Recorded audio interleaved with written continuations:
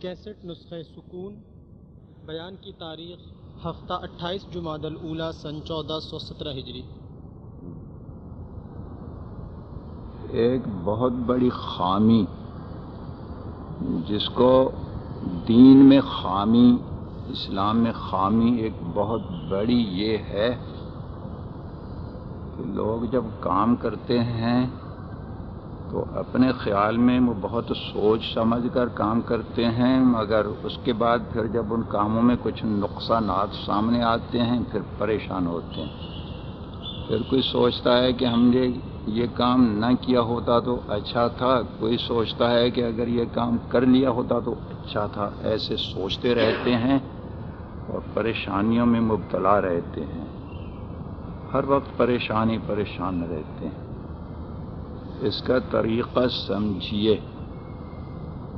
Number 1، تعلقات رکھیں دیندار لوگوں سے۔ کوئی بھی کام کرنے کے لیے پہلے یہ سوچیں کہ کسی کے ساتھ اگر آپ کا کوئی معاملہ آپ کرنا چاہتے ہیں تو دیندار کو مقدم رکھیں۔ خاص طور پر رشتوں کے معاملے میں، شادی وغیرہ کرنے کے جو رشتے ہیں دینداری کو سب سے مقدم رکھیں۔ اس کی خاطر اپنے قریبی رشتہ داروں کو چھوڑنا پڑے، کنبے کو چھوڑنا پڑے، پورے خاندان کو چھوڑنا پڑے، اپنے وطن کے لوگوں کو چھوڑنا پڑے، کچھ بھی ہو جائے دینداری پر ہر چیز کو قربان کر دیں۔ نمبر 1 تو یہ ہے، وَمَن يُهَاجِرْ فِي سَبِيلِ اللَّهِ يَجِدْ فِي الْأَرْضِ مُرَاغَمًا كَثِيرًا وَسَعَةً۔ یہ ہے تو ہجرت کے بارے میں۔ جو شخص بھی فی سبیل اللہ، اللہ کی خاطر، دین کی خاطر، اللہ کی رضا کی خاطر جو شخص بھی اپنے ماحول کو چھوڑ دے گا، اللہ تعالیٰ اس کے لیے بہت بڑی وسعت پیدا فرمائیں گے، بہت بڑی وسعت، اس پر تنگی نہیں آئے گی، وسعت پیدا فرمائیں گے۔ کتنی بڑی بشارت ہے، مراغماً فی الارض وسعہ۔ اللہ کی رضا کے لیے کام کر رہے ہیں تو پھر یہ قیود کیوں کہ اپنے خاندان کا ہو یا اپنے وطن کا ہو، خواہ وہ بے دینی کیوں نہ ہو، اس کو ترجیح دی جاتی ہے، تو یہ نظریہ غلط ہے۔ ایسے ہی دوسری آیت میں فرمایا، ان الذین توفاهم الملائکۃ ظالمی انفسهم قالوا فیم کنتم قالوا كنا مستضعفین فی الارض قالوا الم تکن ارض اللہ واسعۃ فتہاجروا فیہا فاولئک مأواہم جہنم وساءت مصیرا۔ فرمایا جب ہجرت کا حکم ہوا، مکہ مکرمہ سے ہجرت کرنے کا حکم ہوا تو بعض لوگ ہجرت نہیں کر رہے تھے۔ ان کو اس آیت میں تنبیہ کی گئی ہے کہ یہ ہجرت نہیں کرتے۔ جب ملائکہ جان قبض کرنے والے ان کے پاس پہنچتے ہیں تو وہ ملائکہ ان سے پوچھتے ہیں کہ تم نے ہجرت کیوں نہیں کی،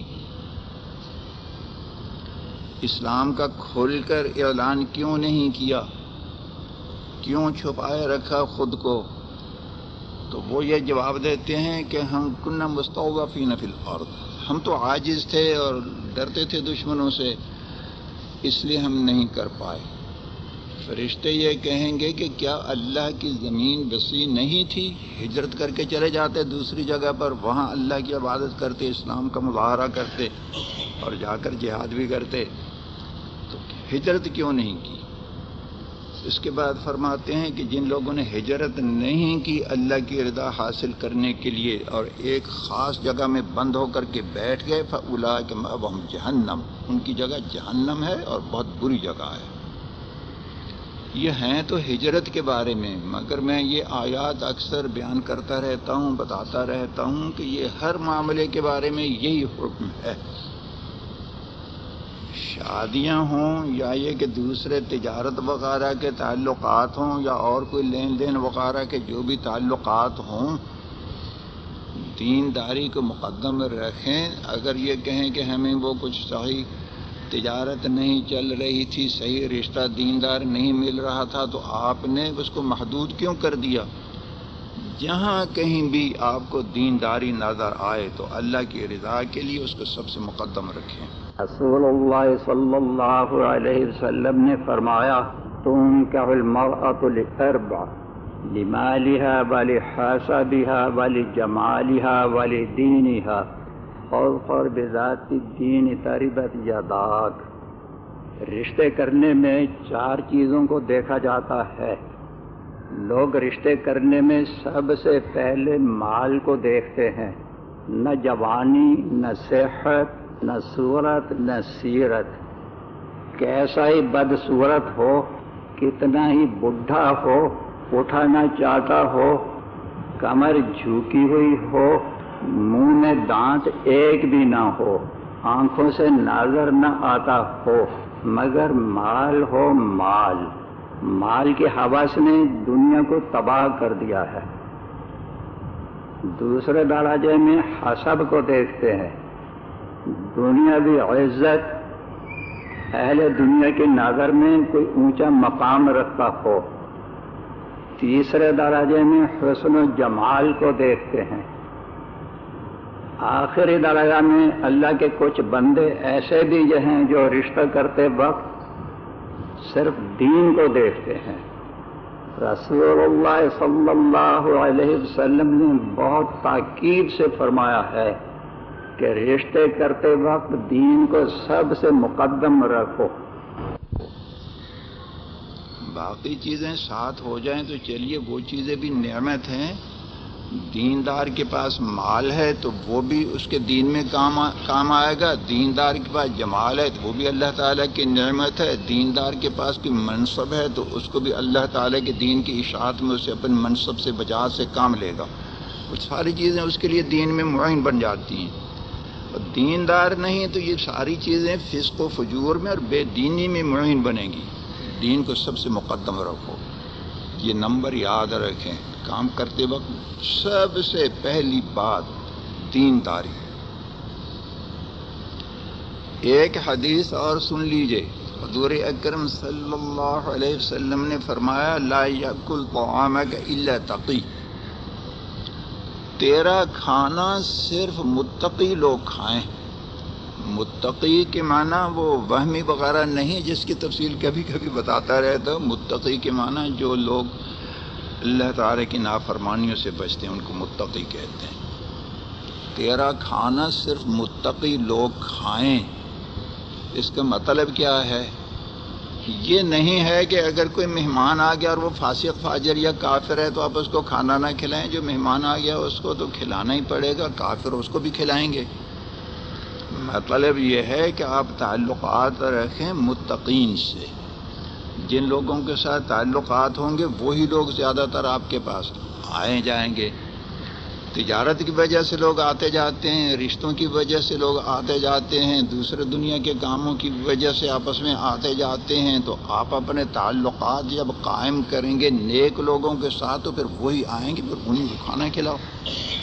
تعلقات ہی بے دین لوگوں کے ساتھ رکھیں گے تو آپ کا 24 گھنٹے جو کھانے پینے کا سلسلہ جاری رکھے گا، جو بھی آیا بسکٹ اور چائے اور پھل اور جو بھی آیا اور خود بھی کہیں گے تو خود بھی کھا پی رہے ہیں، وہ بھی آیا آپ کے بار بار کھلاتے رہتے ہیں سارا دن۔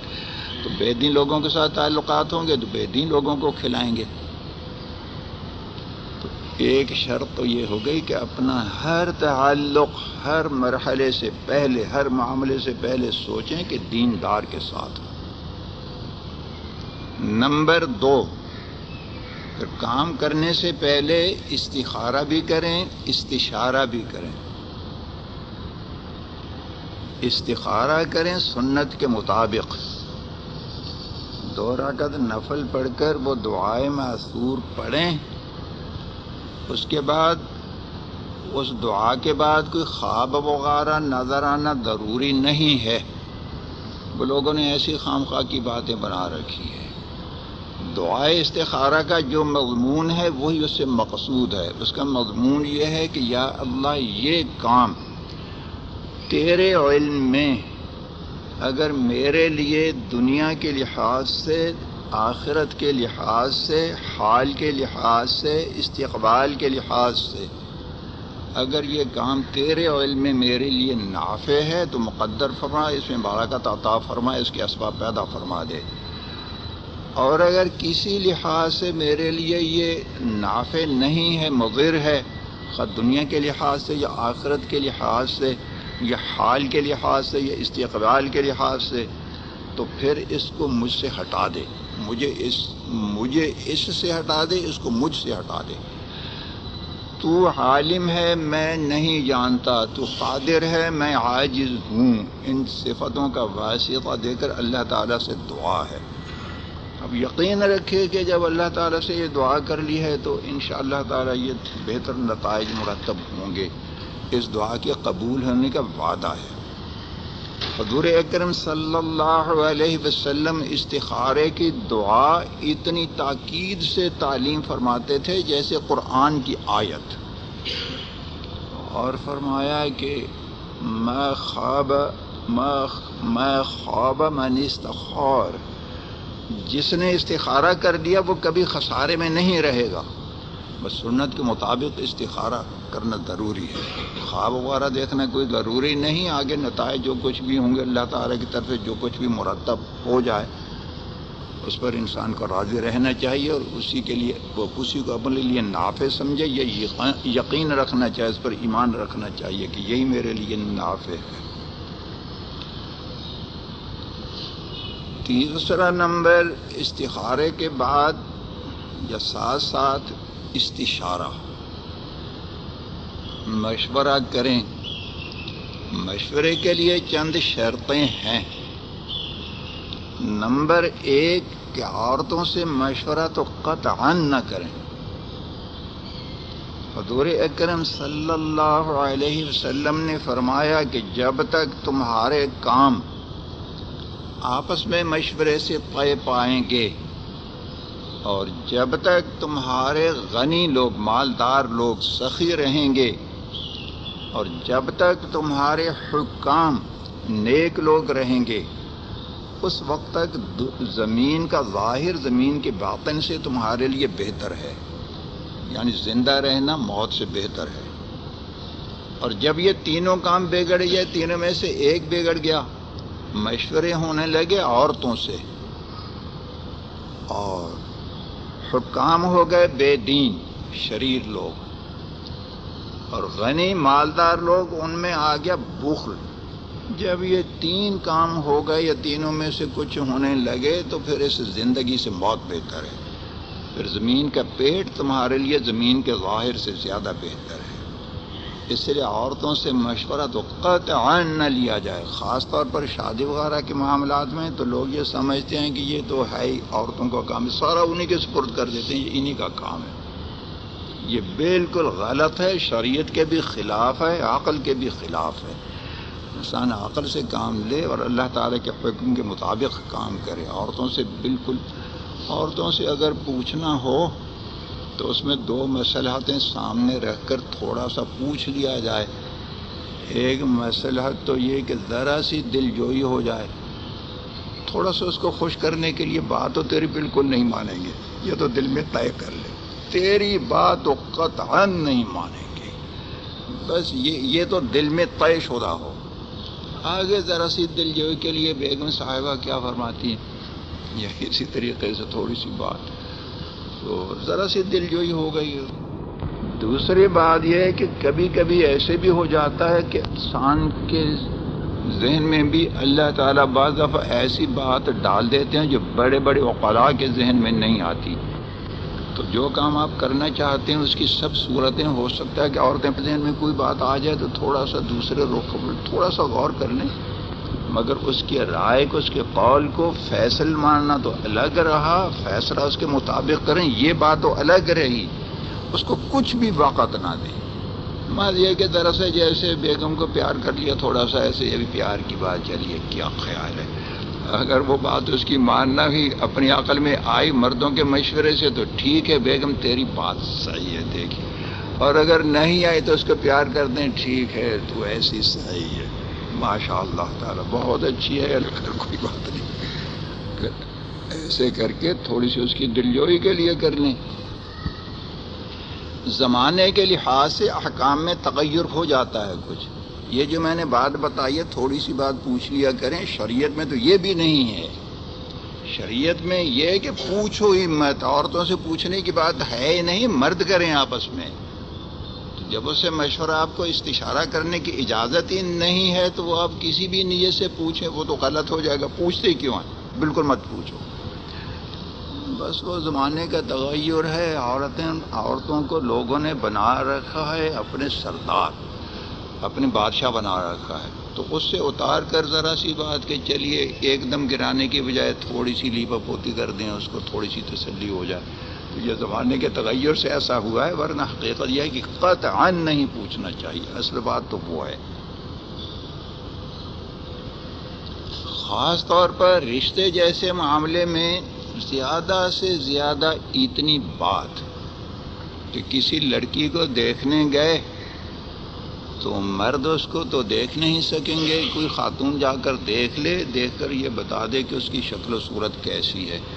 وہ بھی جو عورت دیکھنے جائے گی نا تو اسی شکل و صورت سے زیادہ دیکھے گی کہ اس کا فیشن کیسا ہے، مال کتنا ہے، اور وہ اس کو کیا کہتے ہیں، ایڈوانس ہے یا نہیں، وہ لڑکی ایڈوانس اپ ٹو ڈیٹ وہ ایسی ہے یا نہیں، وہ تو ان چیزوں کو دیکھے گی۔ عورتوں میں تو حب مال بہت ہوتی نا، حب مال اور حب جاب بہت زیادہ، وہ تو ایسے دیکھ کر کے لائے گی۔ بعض لوگ یہ عذر بتاتے ہیں کہ بہو کو اگر ساس دیکھ کر لائے گی تو وہ چونکہ ساس کے ساتھ بہو کو رہنا ہے، تو اگر ہم نے کہیں رشتہ کر دیا تو پھر وہ بیوی ہمیشہ لڑتی رہے گی، دیکھیے ایسی لے آئے، ایسی لے آئے، ایسی لے آئے، وہ اس کی مصیبت اسی کے ساتھ۔ جب کہیں کوئی اشکال ہوگا تو ہم کہہ دیں گے کہ تمہاری لائی ہوئی۔ اپنی جان چھڑانے کے لیے مرد ایسے کر لیتے ہیں۔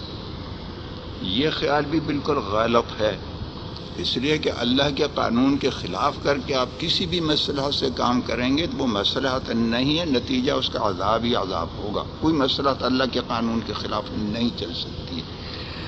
دوسرے بات کہ عورتوں کے سپر جب کر دیتے ہیں تو دنیا میں یہ بتائیں کہیں ساس اور بہو کا آپس میں نباہ ہوا؟ کہہ دیں آپ کسی اپنی والدہ سے کوئی کہہ دے کہ جا کر وہ تلاش کر ہمارے لیے بیٹی تلاش کر کے لائیں آپ خود، یا یہ ہے کہ آپ اپنی وہ بیگم سے کہہ دیں کہ اپنے بیٹے کے لیے ہم تلاش نہیں کریں گے، تم تلاش کر کے لاؤ، تاکہ بعد میں پھر وہ نہ ہو کہ یہ ایسی ہے اور ایسی ہے اور ایسی ہے۔ وہ تلاش کر کر کے جو لائے گی تو لڑیں گی، تو پھر بھی وہ تو ہو ہی نہیں سکتا کہ نہ لڑیں۔ یہ تو دنیا میں ناممکن ہے کہ وہ بہو اور ساس نہ لڑیں، ناممکن تو نہیں ہے، ناممکن نہیں اس لیے کہہ رہا ہوں کہ بحمدللہ تعالی ہمارے ساتھ تو اللہ کا کرم ہے، ہمارے ساتھ اللہ کا کرم ہے۔ جب میں نے شادی کی تو والدین بہت خوش، پہلے سے بھی زیادہ خوش رہے۔ اپنے بچوں کی شادیاں کی الحمدللہ تعالی، یہاں بھی سارے سب خوش ہیں، کوئی کسی کو کسی سے ذرا برابر بھی کوئی اشکال نہیں ہے۔ اگر بات ہوتی ناممکن تو پھر تو یہ بھی نہ ہوتا، مگر وہ عام طور پر ناممکن ہوتی ہیں۔ اور ہمارے ساتھ جو اللہ تعالیٰ کا کرم ہوا تو انوار رشید میں اپنے پڑھا ہی ہوگا کہ شادی کے موقع پر میں نے کیا کیا اور کیسی کیسی دعائیں کی اور اللہ تعالیٰ نے کیسی کیسی مدد فرمائی۔ وہ تو قصہ ہو گیا، اللہ کی رحمت ہو گئی۔ عام طور پر کیا ہے، آپ نے کہہ دیا بیگم سے کہ لڑکی تلاش کر کے آپ ہی لائیں، یا داماد تلاش کر کے آپ ہی لائیں، عورتوں کے ذمے لگا دیا۔ عورتوں میں تو عقل اتنی ہوتی نہیں ہے، وہ کتنی تلاش کر کر کے لائیں، اور جیسے شادی ہوئی دوسرے تیسرے دن پھر وہی قصہ شروع ہو جاتا ہے۔ تو ایک عورت یہ کہہ رہی تھی کہ جب میں بہو بن کر آئی تو ساس اچھی نہ ملی، اور جب میں بہو اپنے گھر میں لائی تو بہو اچھی نہ ملی۔ یہ نہیں کہتی کہ میں اچھی نہیں ہوں، بہو بن کر آئی تو ساس سے لڑتی رہی، اب وہ اپنی بہو لائی تو اپنی بہو سے لڑ رہی ہے، تو یہ نہیں تسلیم کرتی کہ خرابی اس میں ہے، ادھر ساس سے بھی لڑتی رہے، بہو سے بھی لڑ رہی ہے۔ تو یہ کہہ رہی ہے کہ جب میں بہو بن کر آئی تو ساس اچھی نہ ملی، اور جب اب ساس بنی اور بہو کو لائی تو بہو اچھی نہیں ملی۔ وہ سارا اعتراض دوسروں پر، وہ تو آپ کتنا بھی عورتوں کے سپرد کر دیں اپنی جان چھڑانے کے لیے، وہ تو لڑیں گی لڑیں گی لڑیں گی، جب تک دین نہیں ہوگا تو لڑیں گی اور آپ کو بھی تباہ کریں گی، خود بھی تباہ، آپ کو بھی تباہ۔ اس لیے یہ نظریہ کہ بعد میں جس کو وہ عورتیں لائیں گی تو ان کے ساتھ مصالحہ رہے گا، وہ ایسا نہیں ہو سکتا، وہ لڑائی تو ہوتی رہے گی۔ یہ 3 نمبر ہو گئے۔ پہلی بات تو یہ کہ دین داری کے تقاضے کو ہمیشہ مقدم رکھیں، دوسری یہ کہ استخارہ، تیسری یہ کہ استشارہ کی اہمیت استخارہ سے بھی زیادہ ہے، اس لیے دوسرے نمبر میں کہنا چاہیے استشارہ اور تیسرے نمبر میں استخارہ۔ قرآن کریم میں استخارہ کا ذکر تو نہیں ہے، حضور اکرم صلی اللہ علیہ وسلم نے استخارہ کا بیان فرمایا ہے، اور وہ بھی اتنی اہمیت سے جیسے کہ قرآن، مگر نص قرآن میں استخارہ نہیں ہے، استشارہ ہے۔ اس لیے مشورہ کن لوگوں سے اس کی میں بتا رہا تھا۔ اول نمبر میں عورتیں کٹ گئی، خاص طور پر شادی کے بارے میں شریعت نے عورت کو تو کوئی اختیار دیا ہی نہیں ہے، نہ ماں کو، نہ بہن کو، نہ بیوی کو، کسی قسم کا کوئی اختیار قطعاً شریعت نے نہیں دیا ہے۔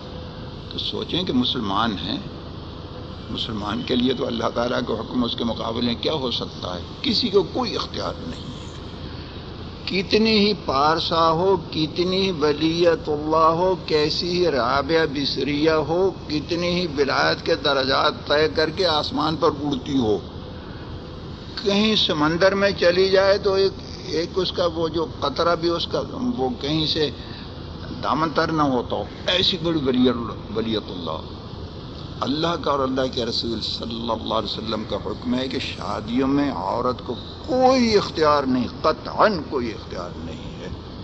ان لوگوں کو جن کو شادی کرانے کا بچوں کا اختیار ہوتا ہے ان کو اولیاء کہتے ہیں، اس کا مفرد ہے ولی۔ لڑکیوں کے لڑکوں کے شادیوں کے ولی کون ہیں، یعنی کن کو اختیار ہے، ان کی جمع اولیاء کون ہیں۔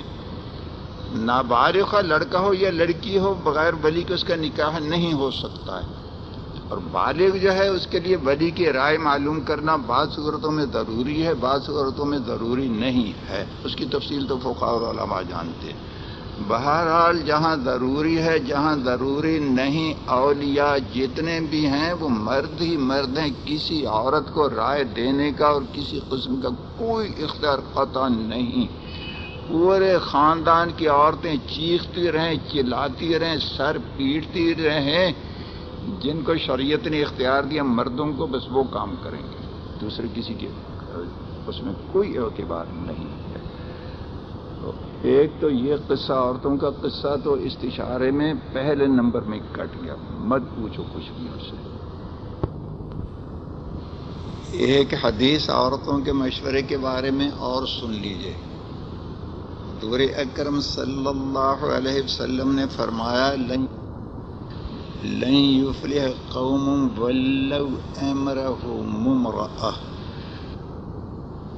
وہ قوم کبھی بھی کامیاب نہیں ہوگی جنہوں نے اپنے کسی معاملے میں کسی عورت کو مختار بنا دیا، اس کے سپرد اپنا معاملہ کر دیا، وہ کبھی بھی کامیاب نہیں ہو سکتی۔ لن یفلح، ہرگز کامیاب نہیں ہو سکتی۔ یہ جو بتایا گیا کہ عورتوں سے مشورہ نہ لیا جائے، اس کا مطلب یہ ہے کہ صاحب معاملہ ان سے مشورہ نہ لے، البتہ اگر عورتوں کا اپنا معاملہ ہو تو اس میں جیسے پہلے بتایا کہ صاحب معاملہ کی رائے تو سب سے زیادہ راجح ہوتی ہے، اسی طریقے سے کسی عورت کا اپنا ذاتی معاملہ ہو تو اس میں اس کی رائے سب سے زیادہ راجح ہوگی، بشرطے کہ اصول شرعیہ کے خلاف نہ ہو، اس کے مطابق ہو۔ حضرت والا نے دوسری محفل میں خواتین کی تسکین کے لیے ارشاد فرمایا کہ اہم کاموں میں خواتین سے مشورہ نہ لینے کے بارے میں اور رشتے کرنے میں خواتین کو کسی قسم کا کوئی اختیار نہ ہونے کے بارے میں اللہ تعالیٰ اور اس کے رسول صلی اللہ علیہ وسلم کے واضح فیصلے ہیں۔ خواتین کو اس میں اپنی خفت نہیں محسوس کرنا چاہیے۔ جیسے جسمانی قوت اور دل کی شجاعت میں اللہ تعالیٰ نے مردوں کو فوقیت دی ہے اور اس میں خواتین اپنی خفت نہیں محسوس کرتی، اسی طرح عقل میں بھی اللہ تعالیٰ نے مردوں کو فوقیت دی ہے۔ اس میں خواتین کا کوئی اختیار اور کوئی قصد نہیں، اللہ تعالیٰ کی طرف سے مصلحت و حکمت اسی میں ہے۔ یہ سوچ کر خواتین کو اللہ رسول صلی اللہ علیہ وسلم کے فیصلوں پر خوش رہنا چاہیے۔ دوسرے نمبر میں کہ یہ کہ جو ایسے لوگوں سے مشورہ کریں جو نیک ہوں، دیندار ہوں۔ بے دین آدمی تو وہ بے دینی کے مشورے دے گا، دیندار ہو، پکا دیندار ہو، ایسے ویسے ڈھیلے ویلے نہیں، پکا دیندار ہو۔ اور پکے کی سند لینا ہو تو دارالفتاح میں نوز دکھا جائے تو انشاءاللہ تعالی پتہ چلے گا کہ یہ پکا ہے یا کچا ہے۔ ذرا سا تھرمامیٹر لگاتے ہیں، ذرا سا ایک دم پتہ چل جاتا ہے کہ یہ جو ولی اللہ معلوم ہو رہا تھا یہ تو ولی الشیطان نکلا۔ تھرمامیٹر، تھوڑا سا تھرمامیٹر لگوائیں تو پتہ چلے کہ یہ دیندار ہے یا نہیں۔ جس سے مشورہ کریں وہ دیندار ہونا چاہیے۔ دوسرا نمبر الگ بھی کہہ دیا جاتا ہے مگر وہ اسی دینداری میں داخل ہے، یہ ہے کہ وہ خیر خواہ ہو، آپ کا خیر خواہ ہو۔ یہ الگ سے اس کا کہنا محض ایک اس کی اہمیت کی بنا پر ہے، ورنہ دینداری میں تو یہ داخل ہے۔ اگر وہ خیر خواہی نہیں کرتا دوسروں کی تو وہ دیندار کہاں سے ہوا؟ چلیے چاہے اس کو الگ شمار کر لیں یا دینداری میں داخل سمجھ لیں۔ مزید اس میں یہ کہ وہ تجربہ کار ہو، جو کام آپ کرنا چاہتے ہیں، جس میں مشورہ لینا چاہتے ہیں، اس کام میں وہ صاحب بصیرت و صاحب تجربہ ہو۔ یہ ضروری نہیں کہ کوئی شخص جو نیک ہو، کتنا بڑا ولی اللہ ہو، بڑا بزرگ ہو، بہت بڑا دیندار ہو، اسے اس کام میں تجربہ بھی ہو، یہ تو ضروری نہیں ہے، تجربہ بھی ساتھ ہونا چاہیے۔ استشارہ کی حقیقت بھی سمجھ لیجئے۔ استشارہ میں یہ ضروری نہیں ہے کہ صاحب معاملہ اپنے مشیروں کی بات قبول بھی کرے، اس پر یہ لازم نہیں۔ مشیروں میں پورے کے پورے شرائط جو پہلے ذکر کیے ہیں مکمل طور پر پائے جا رہے ہوں تو بھی صاحب معاملہ کو اختیار ہے کہ وہ ان کے رائے کو قبول کرے یا نہ کرے۔ استشارہ کی حقیقت صرف یہ ہے کہ معاملے کے مختلف پہلو نفع و نقصان کے سارے سامنے آ جائیں۔ مشیروں کے لیے بھی یہ جائز نہیں ہے کہ وہ اپنے مشورہ پر عمل کرنے کے لیے صاحب معاملہ کو مجبور کریں، بلکہ وہ اس کی رائے پر ہوگا کہ وہ معاملہ کے تمام پہلوؤں پر غور کر کے جو چاہے اپنے لیے فیصلہ کرے۔ یہ سارے کام کرنے کے بعد پھر جب طبیعت متوجہ ہو جائے تو پھر دل کی دھک دھک اور تردد کو ختم کر دینا چاہیے۔ پھر حکم کیا ہے؟ فَإِذَا عَزَمْتَ فَتَوَكَّلْ عَلَى اللَّهِ۔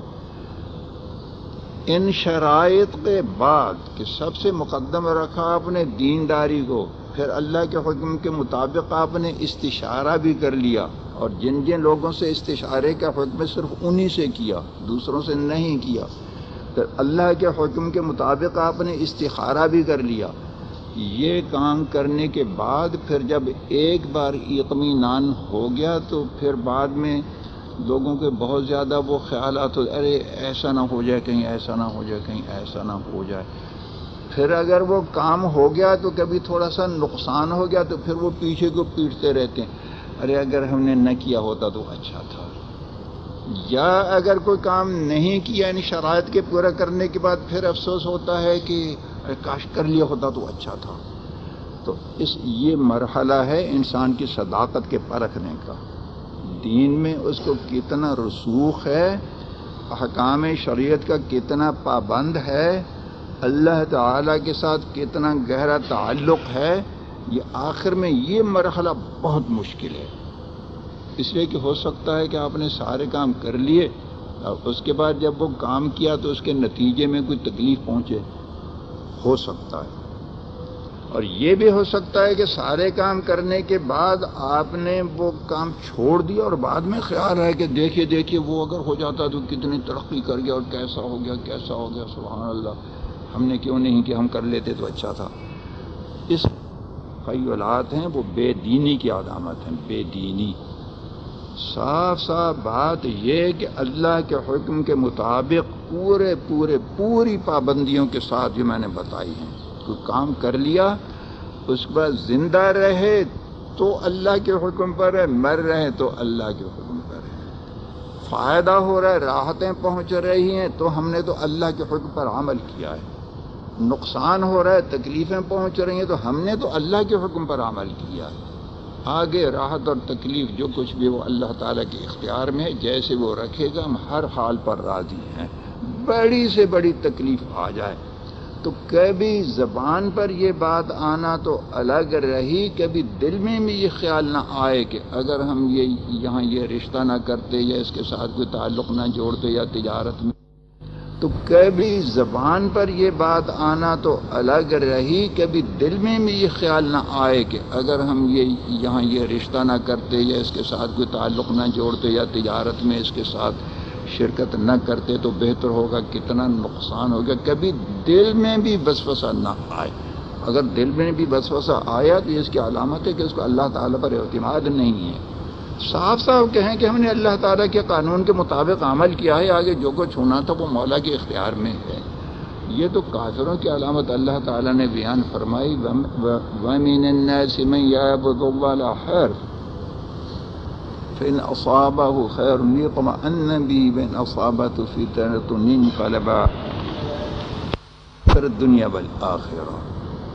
بہت سے لوگ اللہ کی عبادت کرتے ہیں تردد پر، شروع میں دل میں تردد رکھتے ہیں، اگر اللہ کا حکم ماننے سے ہمیں دنیا میں فائدہ ہوا تو کہتے ہیں بہت اچھا دین ہے، سبحان اللہ بہت اچھا، اور نقصان ہوا کہتے ہیں یہ اس دین معاذ اللہ یہ دین بڑا منحوس ہے، ایسے بکواس کرتے ہیں۔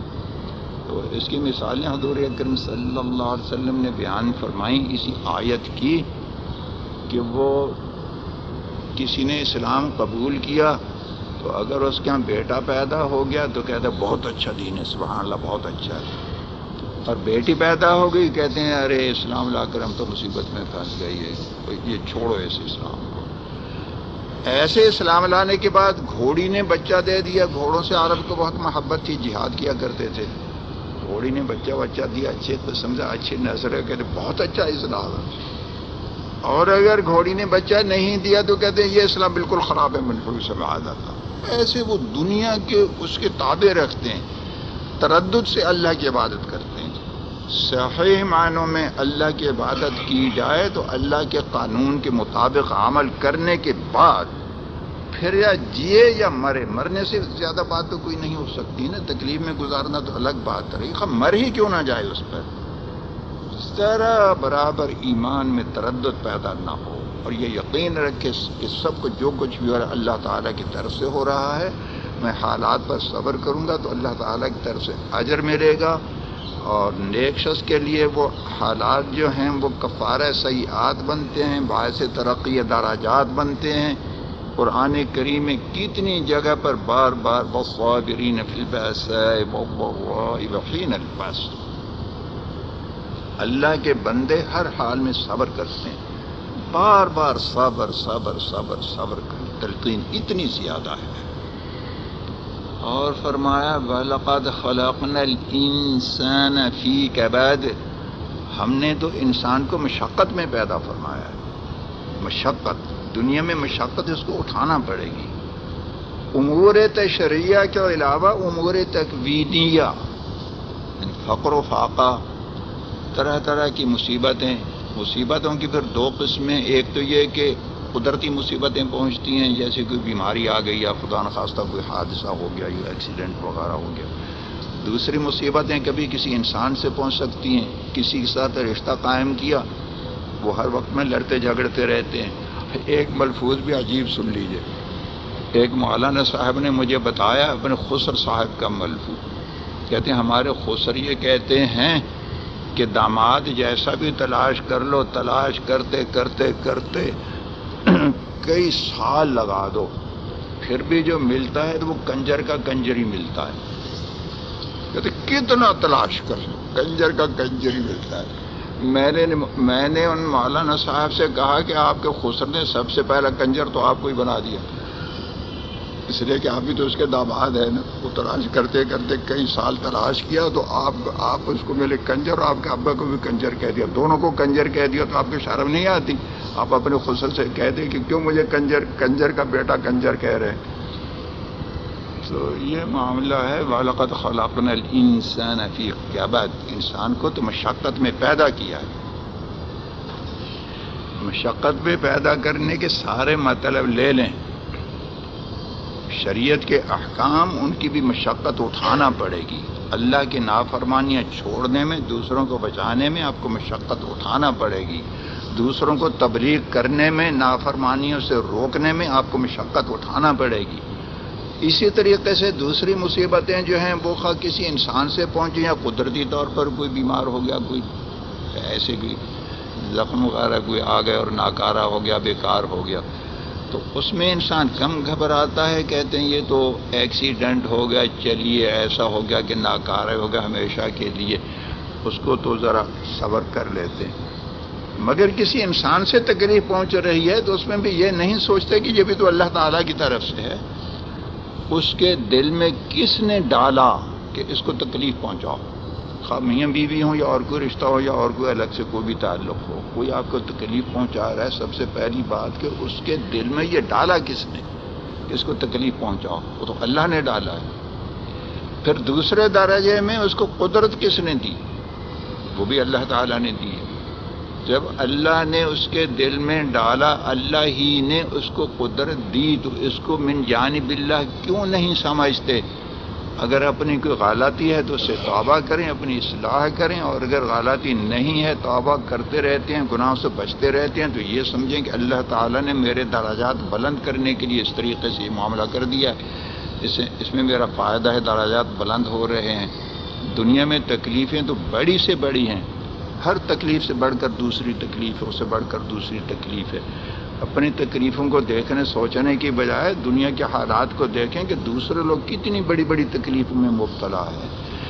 بڑی سے بڑی تکلیف ہو اس پر یہ اللہ کا شکر ادا کریں کہ اس سے بھی بڑی تکلیفیں ہیں، مجھ پر بڑی نہیں ہے تو پھر بھی چھوٹی ہے. حضرت عمر رضی اللہ تعالیٰ نے فرمایا کہ کوئی بھی تکلیف پہنچے تو 3 شکر لازم ہو جاتے ہیں. ہر تکلیف پر 3 شکر لازم ہو جاتے ہیں. ایک تو یہ کہ یہ دنیاوی تکلیف ہے، دینی نہیں ہے. خدا نخواستہ دینی نقصان ہوتا تو کتنا بڑا نقصان ہوتا، وہ کتنا بڑا نقصان. یہ تو دنیاوی تکلیف ہے. دنیاوی تکلیف میں تو دنیا کا نقصان بظاہر نظر بھی آئے، وہ تو آخرت کا ذخیرہ بنتا ہے، وہ تو فائدہ ہوتا ہے. اس پر الحمدللہ کہے. دوسرے بات یہ کہ یہ تکلیف چھوٹی ہے.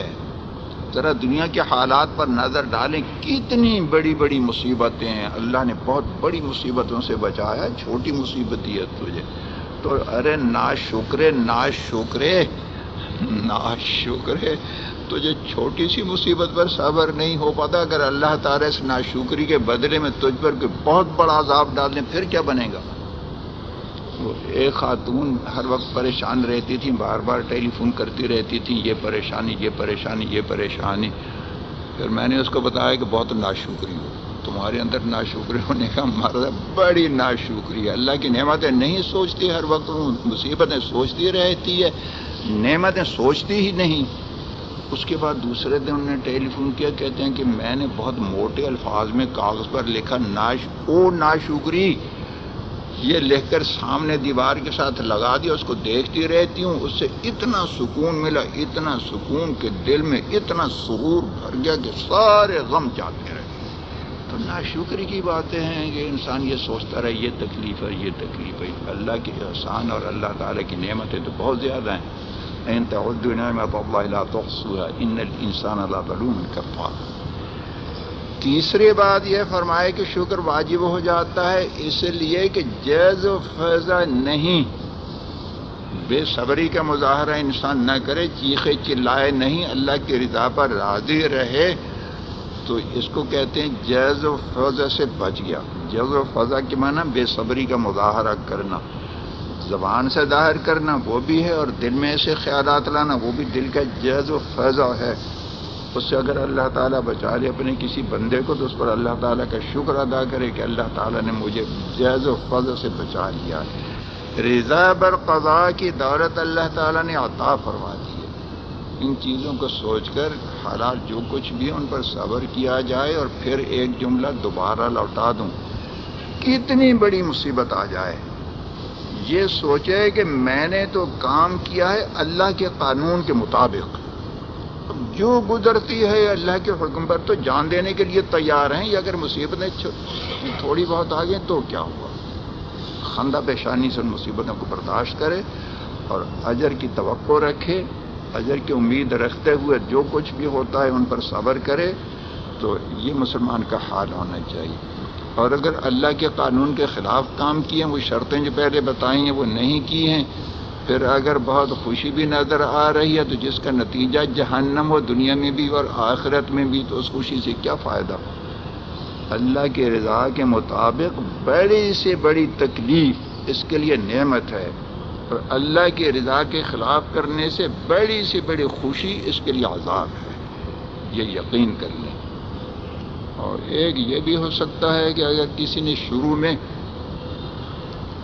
ان شرطوں کی رعایت نہیں کی اور کچھ کام ہو گیا کسی کے ساتھ، کسی قسم کا معاملہ شادی کا یا دوسرا، بعد میں جب عذاب آیا، وہ کرچھلی چلانے والی ملی یا داماد ایسا کنجر کا کنجر مل گیا، تو اس میں پھر اس کو عقل آئی، تو پھر اس کو سلجھانے کا کیا طریقہ ہے کہ اب توبہ کر لے، یا اللہ شروع میں ہم نے دینداری کو مقدم نہیں رکھا، ہم نے دیندار لوگوں سے مشورے نہیں کیے، ہم نے عورتوں سے مشورے کر کے کام کر لیے، ہم نے سنت کے مطابق استخارہ نہیں کیا، ہماری یہ نالائقیاں ہیں، نافرمانیاں، ان کو معاف فرما دے، اور آئندہ کے لیے ہم ایسا کام نہیں کریں گے، ہماری حفاظت فرما۔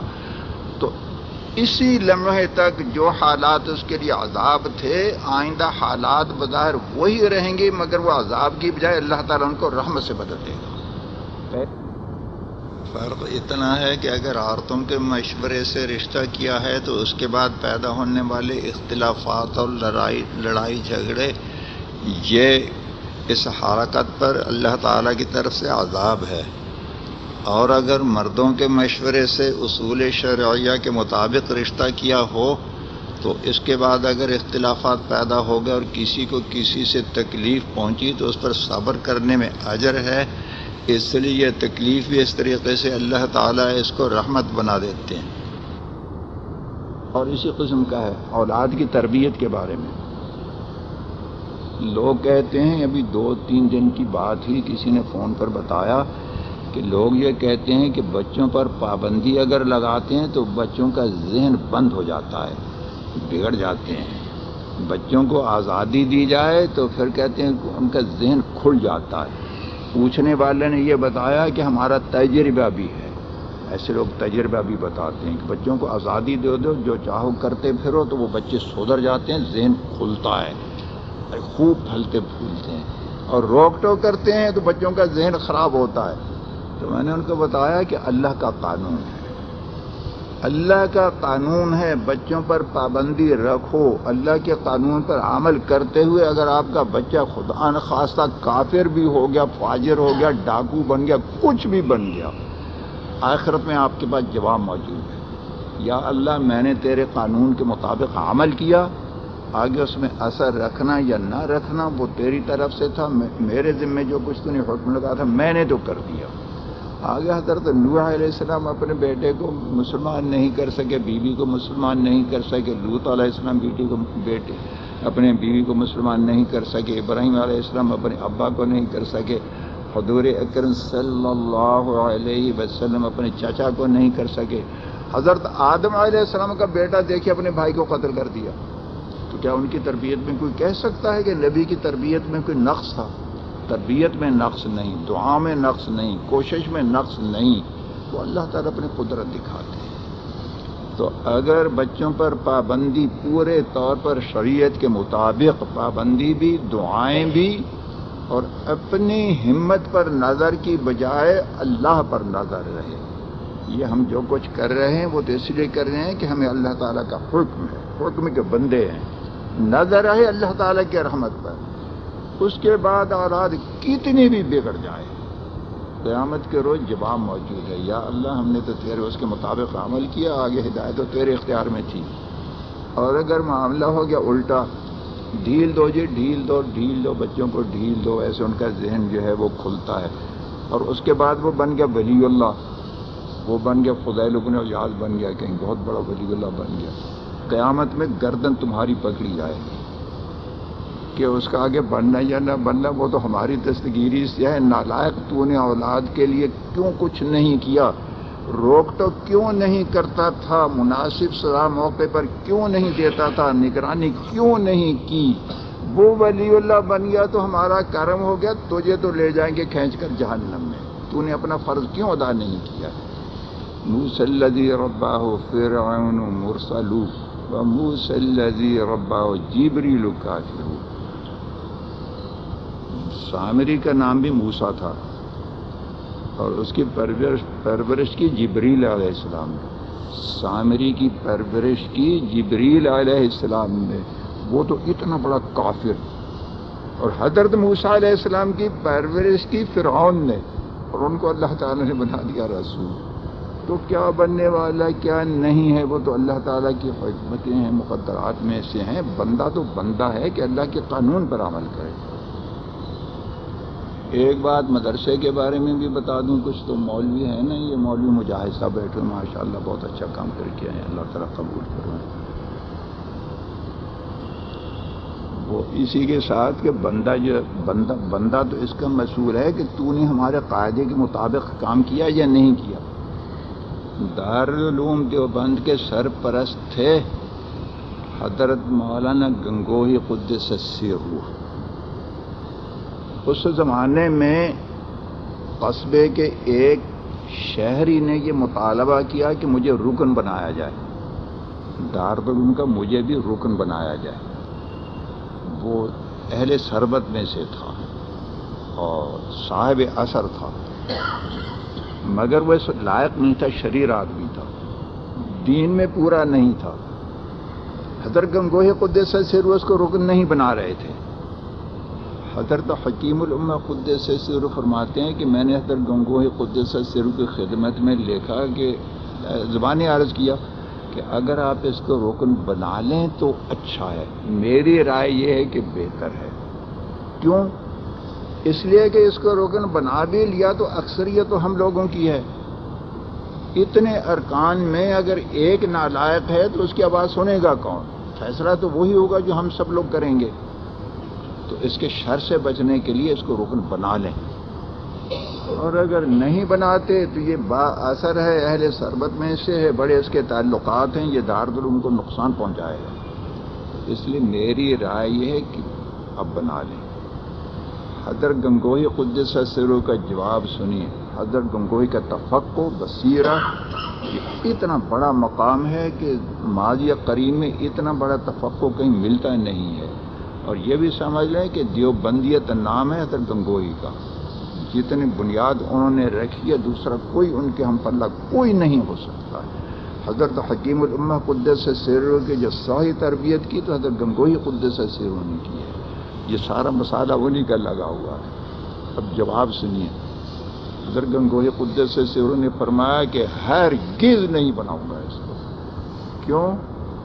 اس لیے کہ اگر اس کو رکن بنا لیا اور پھر فرض کر لیجئے کہ دارالعلوم کو نقصان پہنچا، اولا تو نقصان پہنچے گا نہیں، اللہ کے قانون پر عمل کرنے سے نقصان نہیں پہنچے گا۔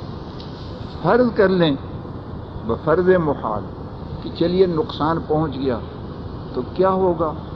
زیادہ سے زیادہ نقصان یہ ہو سکتا ہے کہ دارالعلوم بند ہو جائے گا، یہی ہوگا نا، اور کیا کر لے گا؟ تو میرے پاس یہ جواب ہوگا، میں تو تیرے حکم کا بنتا ہوں، میں نے اس کی تعمیر کی، اور اگر میں نے اس کو بنا لیا اور اللہ تعالیٰ کی طرف سے سوال ہوا کہ نالائق کو کیوں بنایا، اگرچہ دارالعلوم کتنی ترقی کر جائے، مگر سوال اگر یہ ہو گیا کہ نالائق کو رکن کیوں بنایا، میرے پاس کوئی جواب نہیں ہوگا، جانا پڑے گا جہنم۔ اس لیے دارالعلوم رہے یا نہ رہے، نالائق کو رکن تو ہرگز نہیں بناؤں گا، یہ جواب دیا۔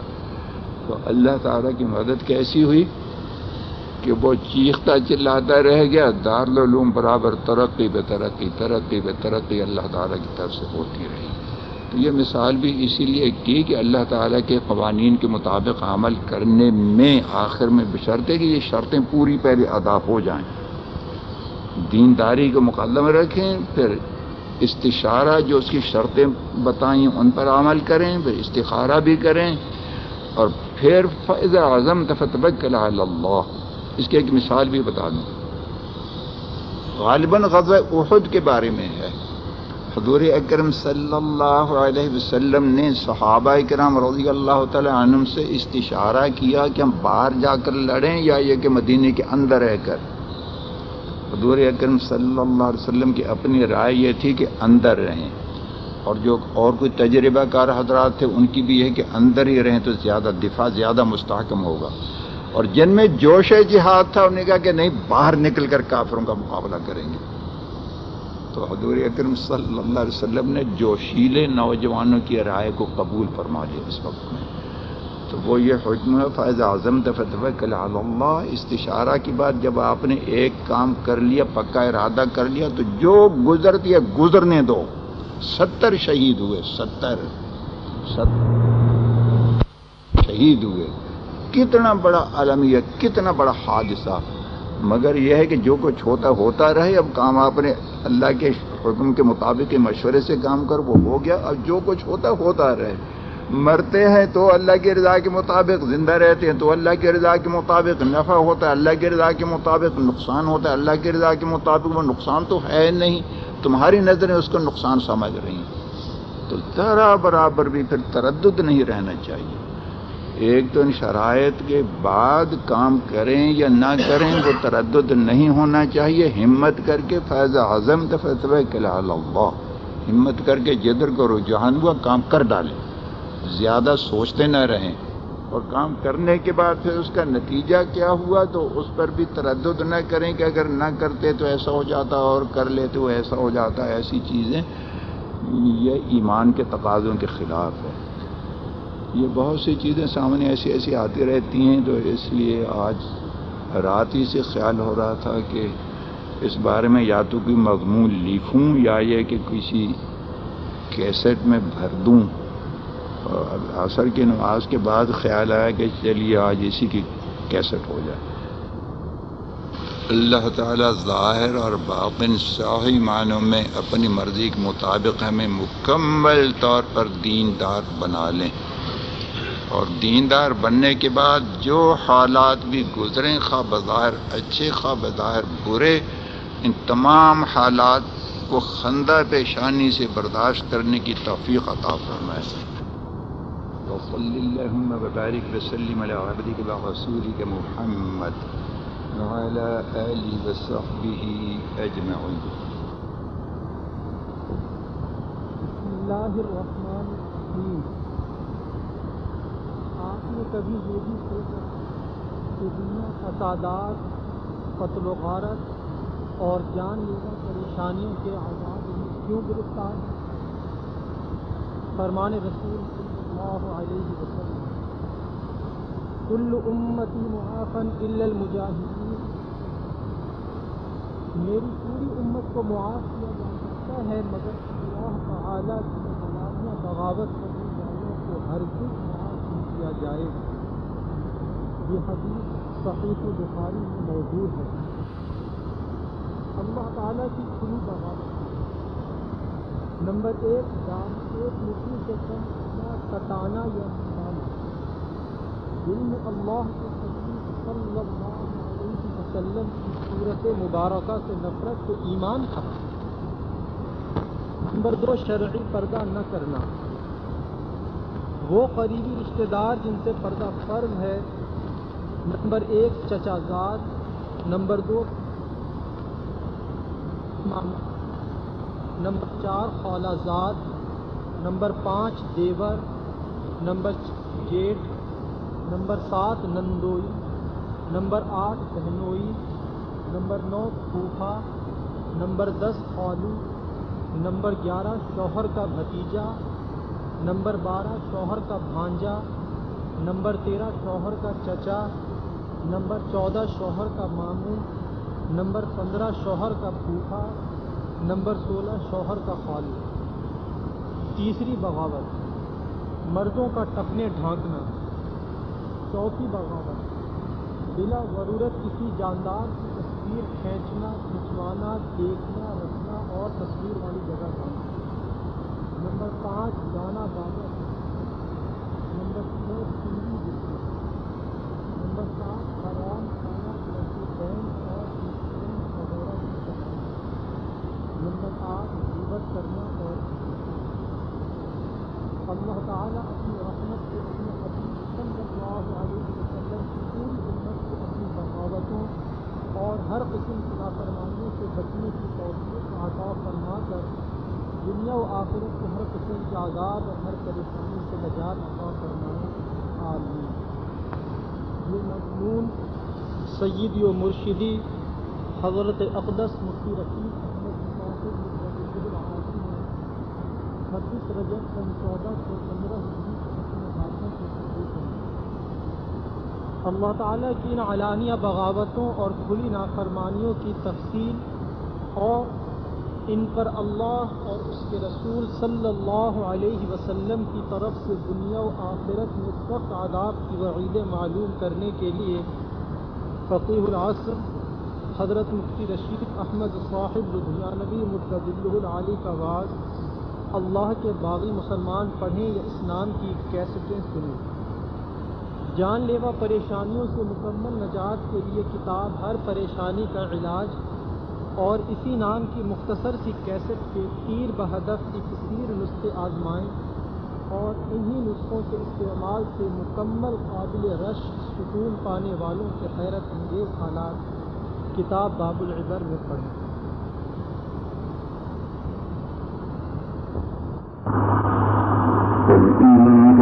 آباؤكم أبناؤكم إخوانكم وأزواجكم وعشيرتكم وأموال اقترفتموها وتجارة تخشون كسادها ومساكن ترضونها أحب إليكم من الله ورسوله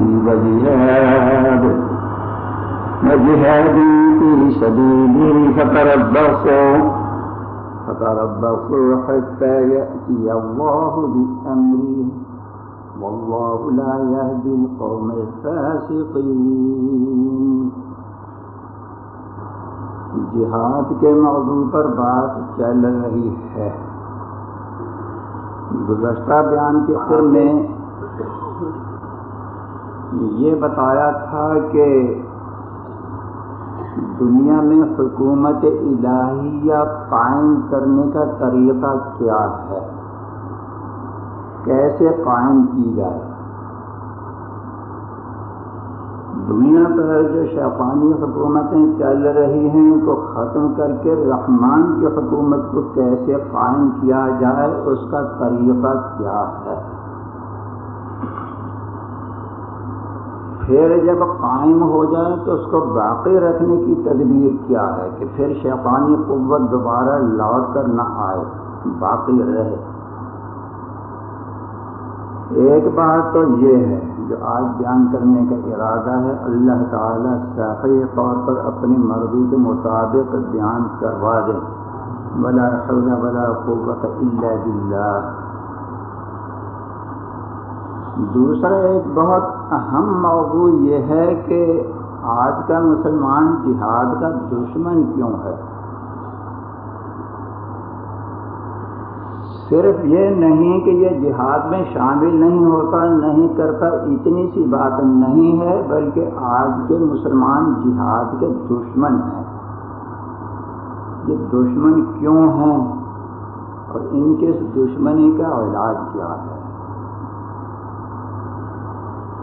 کہلائیں مسلمان اور اس کے باوجود قرآن کریم کے صریح احکام اور اللہ تعالیٰ کے حبیب صلی اللہ علیہ وسلم کی صریح ارشادات کے دشمن ہوں، وہ ایمان معلوم نہیں ان کا کہاں رکھا ہوا ہے۔ قرآن کریم میں قتال، قاتلوا، قتلوا، یقتلون، یقتلون، اقتلوا، معلوم نہیں سارے صیغے آ جائے یا نہیں، پھر سنیے، کوئی رہ جائے تو بتائیں۔ قاتلوا، قتلوا، یقتلون، یقتلون، اقتلوا، اور کچھ رہ تو نہیں گیا؟